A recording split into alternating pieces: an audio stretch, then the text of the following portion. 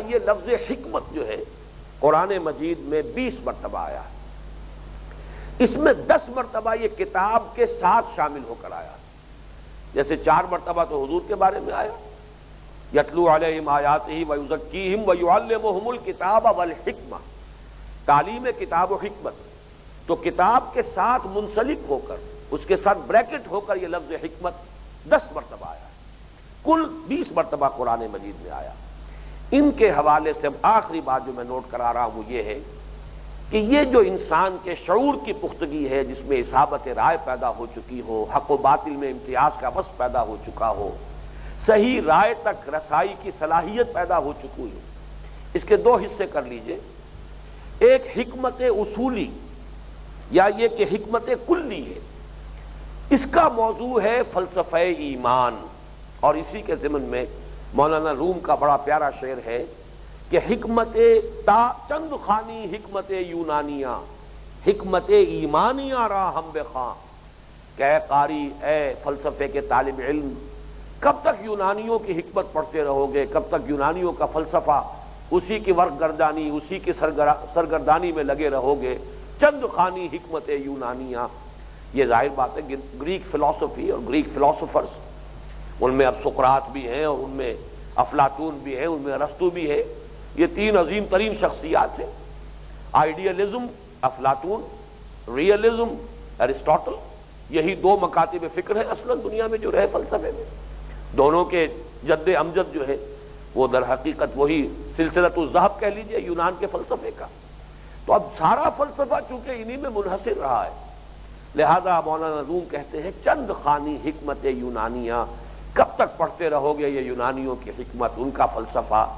حکمت ایمانیہ را ہم بخواں، حکمت ایمانی، وہ حکمت ایمانی کیا ہے؟ وہ عقل اور دانش، انسانی شعور کی وہ سطح جس میں کہ اس کے اندر حکمت کلی یا حکمت اصولی اس طور سے پیدا ہو چکی ہے کہ جس سے ایمان کے حقائق گویا کہ از خود اجاگر ہو رہے ہیں، ایمان کی بنیادی حقیقتوں تک اس کی رسائی ہو رہی ہے۔ اور دوسری ہے حکمت جزئی یا حکمت تفصیلی، یہ ہے علم الاحکام جس کو ہم کہتے ہیں، حکمت احکام، شریعت نے جو حکم دیا یہ کرو یہ نہ کرو، نمازوں کے یہ اوقات ہیں، وضو میں یہ چیزیں لازم ہیں، یہ تمام معاملات جو ہیں ان کے اندر حکمت ہے، دانائی ہے، وزڈم ہے، یہ مصلحتوں پر مبنی ہے۔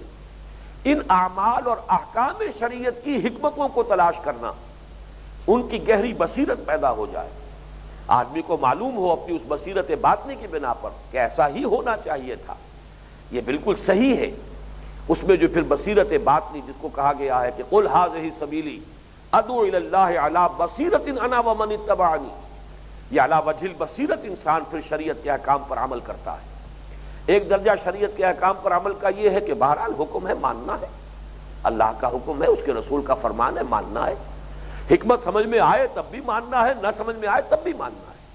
یہ تو گویا کہ وہ رویہ ہے جو مطلوب ہے بہر صورت۔ لیکن اگر حکمت سمجھ میں آ جائے، اس کی مصلحتیں بھی سمجھ میں آ جائیں، اب انسان عمل کرے گا انہی احکام پر علی وجہ البصیرت، اور واقعہ یہ کہ اسے اس کے اندر نور محسوس ہوگا، نورانیت کا احساس ہوگا۔ یہ اعمال جو ہیں ہماری حکمتوں پر، ہماری مصلحتوں پر مبنی ہے، اللہ کی کوئی غرض و غایت نہیں ہے، معاذ اللہ، یہ سارے احکام ہماری مصلحتوں کے لیے، ہمارے فوائد کے لیے، ہماری بھلائی کے لیے اللہ تعالیٰ نے ہمیں دیے ہیں۔ تو ظاہر بات ہے کہ اب اس کے اندر وہ طبیعت کے اوپر جبر کر کے حکم پر عمل کرنے والی کیفیت نہیں رہے گی، بلکہ اب دلی آمادگی کے ساتھ انسان اس پر عمل کرے گا۔ اس اعتبار سے حکمت جو ہے اس کے 2 حصے، حکمت کلی جو اس کائنات کی پوری جو گتھیاں ہیں بحیثیت مجموعی، حقیقت نفس الامری کا ادراک کرنے کی کوشش، اس کا تعلق جڑ جائے گا فلسفہ ایمان کے ساتھ۔ چند خانی حکمت یونانیہ، حکمت ایمانیہ را ہم بخواں، اس ایمان کے حکمت کو سمجھو، اور یہ ہے در حقیقت صحیح فلسفہ۔ اور دوسرے یہ ہے، اور اس موضوع پر جو دوسرا موضوع میں نے گنوایا ہے،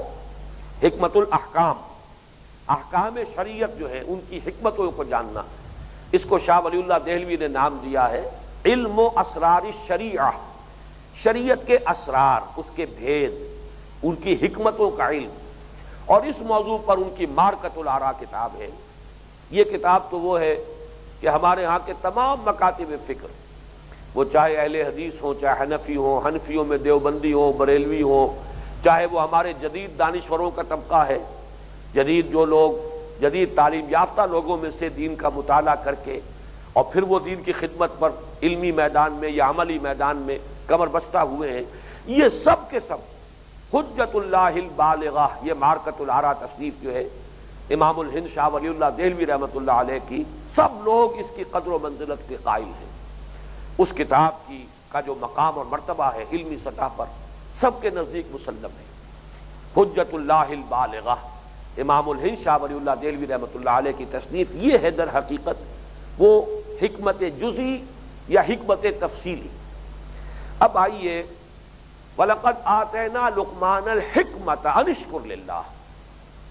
اس کا اگلا ٹکڑا ہے ان اشکر للہ، اور اس کا نتیجہ ایک نکل رہا ہے، اس میں جو کلمہ ان آیا ہے یہ بڑا فیصلہ کن ہے، بہت معنی خیز ہے۔ ہم نے لقمان کو دانائی عطا کی کہہ کر شکر اللہ کا، معلوم ہوا کہ حکمت کا لازمی نتیجہ اللہ کا شکر ہے۔ اب یہ ایک سٹیٹمنٹ ہے جو میں نے اس سے اخذ کیا، ان اشکر للہ، کہ کر شکر اللہ کا، گویا کہ نتیجہ نکل رہا ہے کہ حکمت کا لازمی نتیجہ، حکمت کا لازمی تقاضا یہ ہے کہ اللہ کا شکر کیا جائے۔ اب یہاں ہمیں ذرا شکر کی حقیقت پر غور کرنا ہے۔ لغت میں شکر کیا ہے؟ یہ یہاں میں پھر امام راغب کو کوٹ کر رہا ہوں، الشکر تصور النعمت و اظہارها۔ لغت میں بنیادی اعتبار سے شکر کا مفہوم کیا؟ نعمت کا تصور ہو کہ یہ اچھی چیز ہے جو مجھے ملی ہے، ایک نعمت ہے جو مجھے عطا ہوئی ہے، اس کا تصور، اس کا ادراک، اس کا فہم، اس کا شعور حاصل ہو جائے، اور پھر اس کو آدمی ظاہر کرے، اس نعمت کا اظہار۔ یہ ان دونوں چیزوں کو جمع کریں گے تو لفظ شکر بنے گا۔ اور یہ لفظ جو ہے عربی زبان میں جو اس کے استعمالات بنیادی ہیں، امام راغب کے حوالے سے یہ بات عرض کر رہا ہوں، تو دو الفاظ بڑے آسانی سے یاد ہو جائیں گے۔ دابۃ شکور، چوپایا ہے کسی کے ہاں، کوئی بھینس ہے، گائے ہے، گھوڑا ہے، اگر آپ اس کی سہل کر رہے ہیں، ٹہل کر رہے ہیں، سیوا کر رہے ہیں، اچھا کھانے کو دے رہے ہیں اور اس کی تمام ضرورتیں جو ہیں فراہم کر رہے ہیں، اب اس پر فربہی ہوگی، رونق آئے گی جسم پر، کوکھیں بھری ہوئی ہوں گی، یہ گویا کہ دابۃ شکور ہے، نعمت کا اظہار ہو رہا ہے۔ آپ نے جو بھی اس کو اچھا کھلایا پلایا ہے، اس کو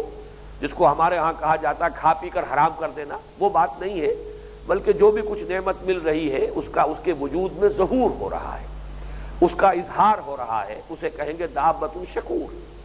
ایک یہ ہے کہ آپ جو چاہیں کھلا لیں، جتنا چاہیں چارہ ڈال لیں، اس میں جو بھی اعلیٰ سے اعلیٰ کھل ملا لیں، لیکن یہ کہ وہ دبلی کی دبلی گائے، اسی طرح اس کی جو ہڈیاں پسلیاں نظر آ رہی ہیں، تو اس کے برعکس وہ جانور کے جس کی اگر ٹہل سیوا ہو تو اس کا پھر ظہور ہو جائے اس کے وجود پر، وہ دابۃ شکور ہے۔ اسی طرح وہ چشمہ جس میں پانی ابل رہا ہو، اس کو عین شکرا کہتے ہیں، وہ پانی جس میں ابل رہا ہے، چشمہ بھرا ہوا ہے پانی سے اور پانی ابل رہا ہے، عین شکرا۔ یہاں سے یہ لفظ شروع ہوتا ہے، اور شکر جو ہے اصطلاح میں کہتے ہیں جب انسان کے ساتھ کوئی بھلائی کی جائے، کوئی خیر کا معاملہ کیا جائے، اس کی کوئی احتیاج پوری کی جائے، اس کی کوئی تکلیف رفع کی جائے،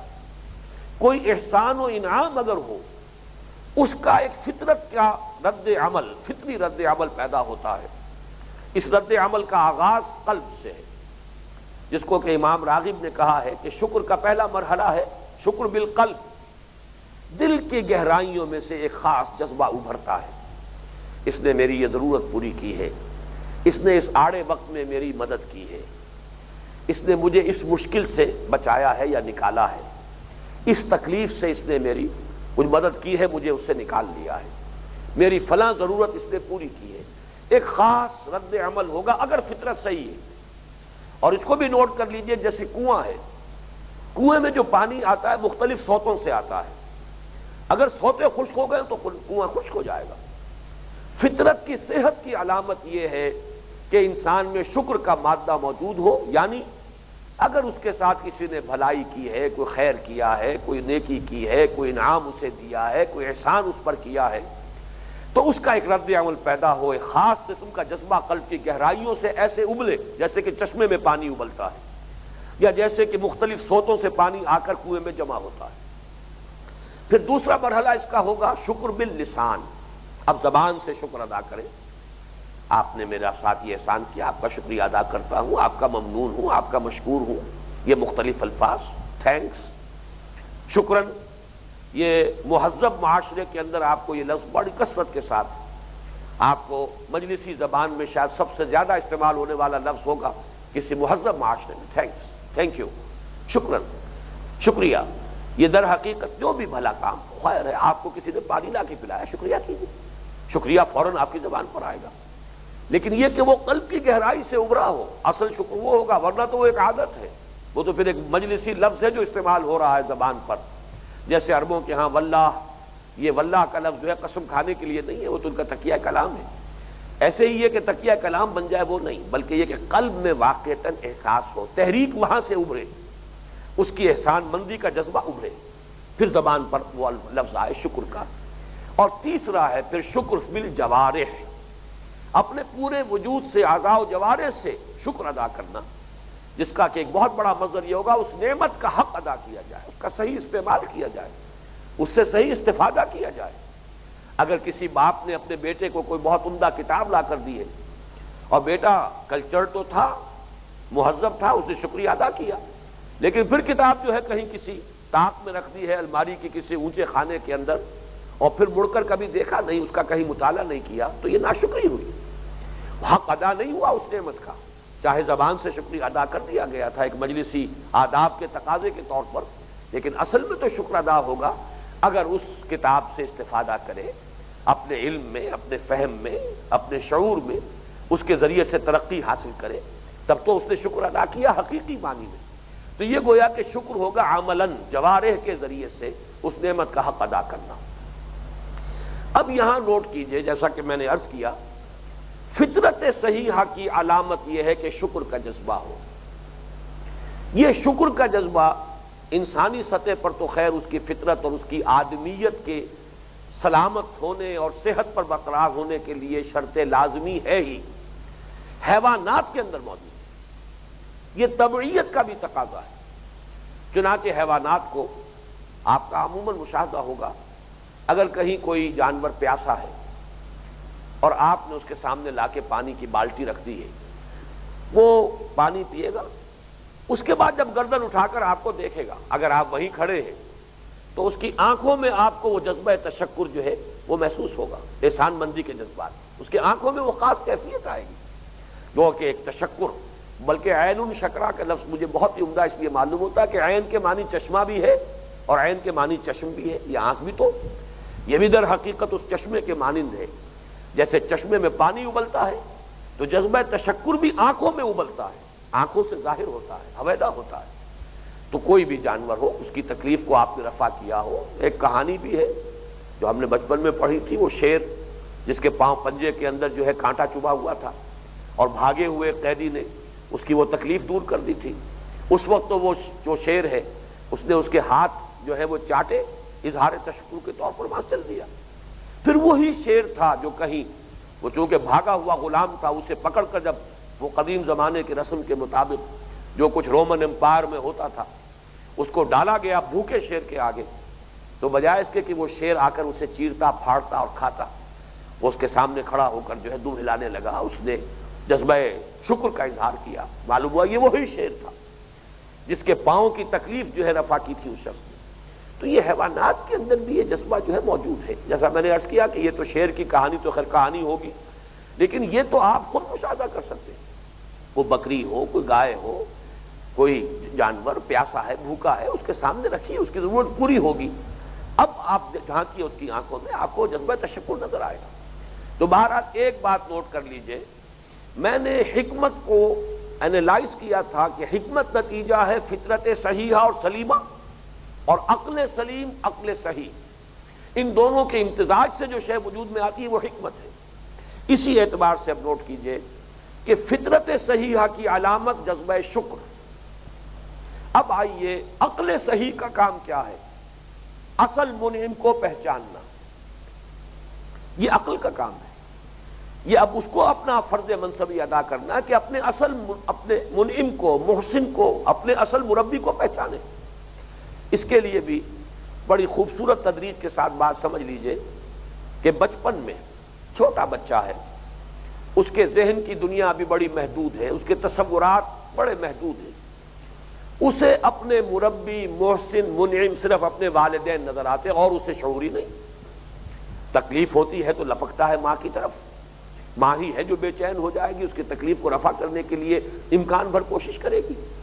بھوک لگ رہی ہے تو بھاگے گا ماں کی طرف. کوئی خوف کہیں سے محسوس ہوگا تو جائے گا اور چمٹ جائے گا ماں کی چھاتی سے. وہ محسوس کرے گا اپنے اس چھوٹی سی جو ذہن کی دنیا ہے اس کے اعتبار سے کہ شاید میں قلعے میں آ گیا ہوں، محفوظ ہو گیا ہوں. چاہے کوئی درندہ صفت انسان آئے، کوئی سکھ، کوئی اور نیشنلزم کا جس کو کہ نشہ سوار ہو اور اس وقت دیوانہ ہو گیا ہو، بچوں کو ماؤں کی گودوں سے گھسیٹ کر اچھالتے رہے اور نیزوں کے اندر پروتے رہے. لیکن بچہ یہ سمجھتا ہے ماں کے پاس پہنچ کر کہ میں قلعے میں آ گیا، میری حفاظت کرنے والی، میرے ماں باپ، میرے دکھ درد کو بانٹنے والے، میری تکلیفوں کو رفع کرنے والے، میری ضرورتوں کو پورا کرنے والے، مجھے کھلانے اور پلانے والے میرے والدین. تو سارا جذبہ تشکر اس وقت والدین کے ساتھ ہے. یہ نقطہ آغاز ہے جذبہ تشکر کا. فطرت میں شکر ہے. ابھی عقل اسی سطح پر ہے کہ وہ کسی اور منعم کو پہچانتی نہیں، کسی اور محسن کو وہ جانتی نہیں. وہ تو صرف اپنے منعم اور محسن اور مربی کی حیثیت سے اپنے والدین سے واقف ہے. لہذا وہ جذبہ تشکر کل کا کل والدین کے ساتھ وہ منسلک ہو جائے گا. ذرا جیسے